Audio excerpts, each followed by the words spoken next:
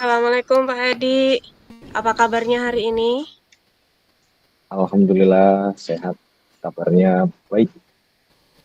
Baik, Bu Rita bagaimana kabarnya? Alhamdulillah saya dalam keadaan baik, sehat, tanpa kekurangan apapun. Tapi Utuh kok ya Bu, dilihat-lihat ini Pak Edi kayaknya wajahnya agak berbeda ini ya, dalam rasa kebingungan atau bagaimana nih Pak? benar ini Bu. Jadi memang saya ada sedikit kendala dalam proses pembelajaran saya ini Bu. Eh, Mm-mm. Terkait permasalahan di materi PJOK yaitu di senam materi senam yaitu sub lompat kangkang seperti itu Bu. Lompat kangkang. Jadi, Jadi apa nih Pak kendalanya dalam senam lompat kangkang ini Pak? eh, Yang Bapak rasakan ini seperti apa? begini Bu. Jadi dalam proses pembelajaran saya ini kebanyakan siswa saya itu agak males untuk melaksanakan kegiatan senam lompat kangkang karena Mm-mm. banyaknya siswa yang tidak mampu untuk melaksanakan lompatan lompat kangkang itu kan proses di mana mereka harus posisi bersedia lompat. Nah, posisi meluruskan kakinya itu sering mentok di peti lompat, Bu. Jadi Mm-mm. pada takut anak-anaknya seperti itu. Nah, ini masih kebingungan cara untuk mendoktrin mereka supaya mereka mampu, supaya mereka bersemangat lagi untuk melaksanakan senam lompat kangkang itu seperti apa. Nah, ini mohon bantuan solusinya dari Bu Rita. Iya, mudah-mudahan kita bisa menemukan titik pencerahannya ya Pak ya dalam mengatasi permasalahan yang dialami oleh Pak Edi ini. Jadi tadi adalah tentang eh, kesulitan siswa di dalam melaksanakan lompat kangkang ini ya Pak. Betul, Bu. Oh iya, letak keberhasilannya itu seperti apa Pak? Nah, jadi gini Bu, kalau yang dinamakan siswa berhasil melaksanakan lompat kangkang itu di mana dari posisi awalan sampai dia menolak menggunakan dua kaki, tangan diletakkan di atas matras dan kaki diluruskan ke kanan dan kiri dibentangkan sampai akhirnya dapat mendarat dengan sempurna dengan posisi berdiri. Ini kendalanya rata-rata itu tadi masih sulit untuk melakukan tolakannya seperti itu Bu. Mm-mm. Itu ada tahapan-tahapannya ya Pak ya Betul, dari lompat betul ada kangkang itu. tahapan-tahapan. Betul. Kira-kira kalau misalnya di skor nih Pak, nilai dari 1 sampai 10 itu tingkat keberhasilan siswa itu nilai yang keberapa itu Pak? Kalau sementara ini sih masih kebanyakan di skornya di 5 Bu. Jadi kalau 1 sampai 10 kira-kira siswa itu masih di angka 5 skornya. Ngasih 5 ya Pak ya. Jadi Ya, apa nih Pak? Kira-kira rencana Bapak untuk mengatasi ini? eh, untuk sementara ini sih ada rencana untuk membuat alat bantu Bu. Membuat alat bantu dari ban gitu. Dari ban untuk roda ban itu kan tengahnya berlubang ya Bu ya. Nah itu Mm-mm. rencananya mau saya kasih tali karet, jadi nanti saya rakit supaya bisa untuk jadi papan tolakannya. Mm-mm. Jadi itu rencananya ya Pak ya. Kira-kira ini So, nanti dengan melakukan rencana tersebut, kendalanya nih apa nih Pak? kendalanya yang jelas pasti waktu. Waktu itu pasti menjadi kendala karena harus membuat terlebih dahulu, Bu. Dan Mm. yang kedua juga belum tahu ini, Bu, berhasil atau tidaknya. Karena ini baru mau saya coba. Gitu. Ini baru pertama ya Pak ya? Iya, baru pertama, Bu, baru pertama. Iya. Jangan jangan malpraktek ya Pak. Insya Allah nanti eh, saya akan coba dulu. Ya. Jadi insya Allah saya akan coba dulu. Setelah saya buat, saya coba dulu dengan bobot saya ini kan kurang lebih 75-an. Dengan Mm-mm. bobot saya yang 75 kilogram ini, kayaknya siswa saya rata-rata di bawah saya sih. Walaupun Ya. walaupun ada beberapa yang di atas saya. Gitu. Mm-mm. Mudah-mudahan aman lah nanti. Saya pastikan Ya. keamanannya dulu. Ya, dicoba dulu dengan Bapak baru ke anak gitu kan ya Pak ya. Iya, Dan betul. dari rencana yang akan dilakukan ini kira-kira siapa nih Pak seseorang yang bisa dipercaya untuk membantu dalam pembuatan ini? Kalau ya, kalau rekan yang akan saya percaya untuk membantu itu adalah rekan sejawat saya, Bu, yaitu rekan guru Mm, PJOK. Nanti yang akan saya mintain tolong untuk membantu saya dalam membuat membuat. alat bantu ini. Gitu. Mm. Kira-kira berapa lama ini Pak waktu yang dibutuhkan? Kalau waktu mungkin kurang lebih 1 minggu lah, 1 minggu. Mudah-mudahan insya Allah jadi, Bu. Karena kan harus Harus. cari bannya dulu, harus merakit tali dengan karet dulu, tengahnya itu kan dirajut, terus Mm-mm. replesin dulu, dan harus diuji coba dulu, Bu. Iya. Jadi 1 minggu itu udah sama uji cobanya apa belum Pak? Insya Allah sudah Sudah sama ya Pak uji ya. cobanya. Insya Allah. Harus optimis Pak. Siap, Ya. insya Allah bisa. Dan ada atau tidak ini Pak seorang yang untuk membuat alat bantu ini komitmen bagaimana ini? Eh, untuk yang membantu saya mengingatkan itu pastinya ya teman sejawat yang nanti akan saya pasti minta bantuan salah satu dari teman saya selaku guru PJOK untuk mengingatkan saya apabila alat tersebut belum selesai juga dibuat. Seperti itu. Berapa guru nih Pak yang dilibatkan? Kalau diajak berdiskusi 2 orang, tetapi yang saya mintai tolong untuk membantu saya itu satu. Satu. Ya.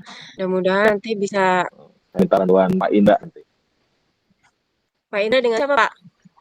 Kalau kan saya ada Pak Indra dengan Pak Suhendar, tapi nanti saya akan mintain tolong dengan Pak Indra. Hmm, Tetapi berdiskusi pun dengan Pak Suhendar juga saya ajak berdiskusi mengenai alat bantu ini. iya. Semoga nanti tidak kendala dengan rencana yang akan Bapak laksanakan. Jadi apa nih sudah sesuai belum dengan yang Bapak harapkan dari diskusi kita ini Pak? Alhamdulillah sudah sesuai dan ya merasa lebih lega ini, Bu. Iya. Alhamdulillah sudah membuat sedikit lega dan saya tunggu nih Pak progresnya dari pembuatan alat ini. Dan Insya Allah 1 minggu ya, Bu, ya. 1 minggu ya, lagi nanti apa ya? Jadi, insya Allah 1 minggu Oke, nanti saya siap ketemu lagi dengan Bu ya. Ita. Gitu. Nanti kalau ada yang dibutuhkan, silahkan hubungi saya kembali. Saya siap untuk menjadi teman cerita Bapak. Saya rasa cukup ya Pak ya. Siap, insya Allah cukup.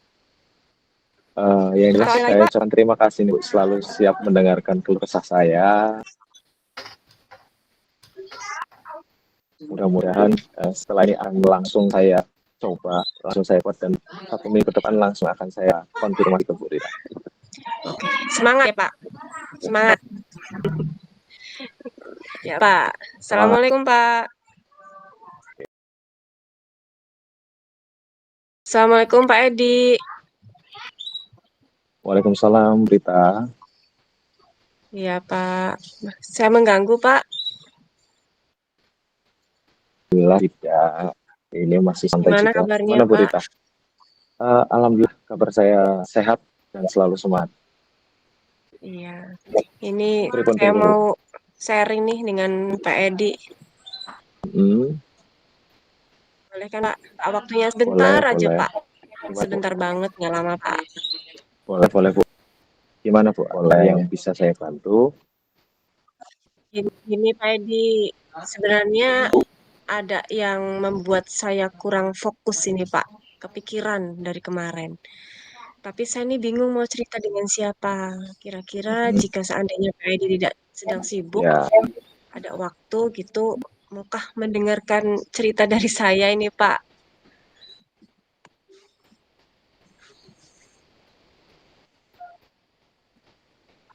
insya Allah siap saya dengarkan cerita dan tulisannya. Alhamdulillah. Baik, terima kasih Pak Edi. Jadi begini Pak, di kelas 7C itu ada anak yang bernama Andri Prasetya. Anaknya itu yang kecil tuh loh Pak, yang kecil Hmm. sendiri itu, yang kalau upacara selalu baris paling depan. Tahu nggak Pak? Oh, ya si Andre Prasetya. Kalau yang di kelas itu duduknya nomor 2 ya. Ya, benar sekali Oke, Pak. ya sip, sip. Dari kemarin itu dari Paham. kemarin tuh selalu ganjel dalam pikiran saya nih Pak. Jadi kurang fokus, padahal kerjaan saya itu masih banyak sekali Pak. Permasalahannya Andre ini bikin ibu agak kepikiran lah ya tentang si Andre ini. Iya Pak. Jadi saya berharap ini Pak, dengan dengan Bapak ini saya mendapatkan solusi dari masalah saya ini. Biar nggak kepikiran nih Pak, biar biar tenang. Oke, mudah-mudahan. Eh, di sini kira-kira yang Andre ini ada apa ibu? Ibu sudah mencoba untuk mencari tahu permasalahannya atau belum dengan si Andre ini? Nah, gini Pak. Jadi selama kelas 7 ini, si Andre ini tidak pernah mengerjakan tugas hampir setiap mata pelajaran, Pak. Bahkan setelah dicek Hmm, itu masih kosong, namun sudah tipis karena apa ya? Dia itu tuh kalau mengerjakan tugas alasannya itu selalu tidak punya tidak punya pulpen gitu, Pak. Dan izin sama guru mau oke, beli pulpen. Lalu dia mencoret-coret oke. kertasnya itu tipis karena disobekin setiap hari, Pak. Oh, jadi dia Andre ini malas, jarang ngerjakan tugas, tapi bukunya sampai tipis karena sering dirobekin sama Andre gitu ya, Bu ya. Iya, Pak. Disobekin sama Oke, Andre. Jadi yang dia oke, kumpulkan itu kertasnya, tapi ya hanya inti dari tugasnya aja, tidak dia kerjakan. Contoh soalnya aja ditulis gitu loh, Pak. Karena waktunya habis untuk dia beli pulpen lah, inilah, itulah gitu, Pak. Ada aja alasannya, Pak. oke. Berarti sekarang kita identifikasi dulu beberapa faktor yang memungkinkan mempengaruhi kenapa si Andre ini, eh, kenapa si Andre ini ada permasalahan apa Mm-mm. sih sebenarnya gitu. Mm-mm. Iya, Pak. Saya kira ya mungkin salah satu faktornya itu kurang perhatian mungkin ya, Pak ya dari orang tuanya di rumah untuk lebih memperhatikan Andre ini apa orang tuanya terlalu sibuk gitu. Kerja siang malam sampai nggak merhatiin anaknya. Gimana sih sekolahnya gitu kan ya, Pak ya? Oke, berarti bisa dibilang sudah mulai ketemu nih ya, karena Andre ini salah satu faktornya adalah eh, kurang perhatian orang tua seperti itu ya. Iya, sepertinya Nah, sih begitu, Pak. kalau begitu, coba saya ingin tahu selama ini kira-kira apa saja yang sudah Bu Rita lakukan dalam menangani kasus ini. Pernah tidak ngobrol dari hati ke hati dengan Andre? Gimana sih belajarnya selama ini? Mm-mm. Selama ini yang saya lakukan itu ya baru mengamati aja sih Pak, mengamati saat proses bimbingan klasikal di kelas. Saya lihat dari tulisannya memang agak berbeda sih dengan teman-teman yang lainnya. Kalau membaca, dia lancar Pak. Dan saya perhatikan Mm-mm. pertemanannya itu juga baik, dia bisa bersosialisasi. Tapi kalau nah ini untuk konseling individu secara langsung bertatap muka dari hati ke hati. Ini Pak yang belum saya lakukan ini Pak. Mm-mm. Jadi berarti tinggal yang konseling individu ya. Nah, Iya, mungkin Bu heeh. Rita, nah mungkin Bu Rita bisa cari info dari permasalahan ini melalui konseling individu ini, Bu. Iya ya Pak ya. Kok saya ini tidak kepikiran ya Pak untuk melakukan ini. Bicara dari hati ke hati gitu dengan Andre memanggil di ruangan PK. Iya benar juga ini Pak. Ya, karena eh, kan mengingat eh, mengingat Ibu Rita ini kan sebagai guru BK. Ya, Mm-mm. selama ini hanya fokus dengan anak yang bermasalah saja atau anak-anak yang secara langsung datang ke ruangan Bu Rita. Yang menceritakan keadaan yang dialami, tapi kita tidak tahu bahwa ada anak-anak yang seperti Andre ini, yang mungkin ada beberapa guru yang menganggapnya ini biasa saja, tetapi eh, itu sebagai psikolog bisa menilai anak kalau sebetulnya ada yang berbeda pada diri dia. Iya Pak. Baru kepikiran ini Pak. Oke. Kira-kira kalau di angka 1 sampai 10 melihat permasalahan yang dialami Andre, ini Ibu berada di angka berapa untuk tingkat keberhasilannya dalam penyelesaian kasus ini? Ini sih saya harus optimis Pak. Karena Hmm, semua sudah ada di ini tinggal pelaksanaannya aja. Dan saya optimis ada di nilai 9 Pak. oke, harus optimis ya Bu. Iya, Eh, harus optimis Pak. nah, dari apa yang sudah kita bahas bersama ini, lalu apa rencana Bu Rita?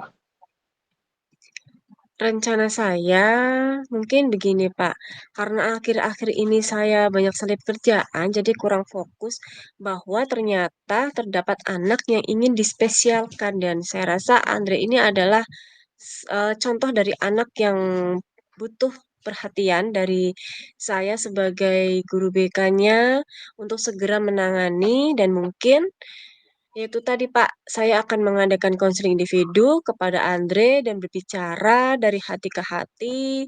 Lalu mungkin saya akan berdiskusi dengan wali kelasnya biar sama-sama bisa menangani si Andre ini dan mungkin nantinya akan memanggil orang tua dari Andre ini Pak.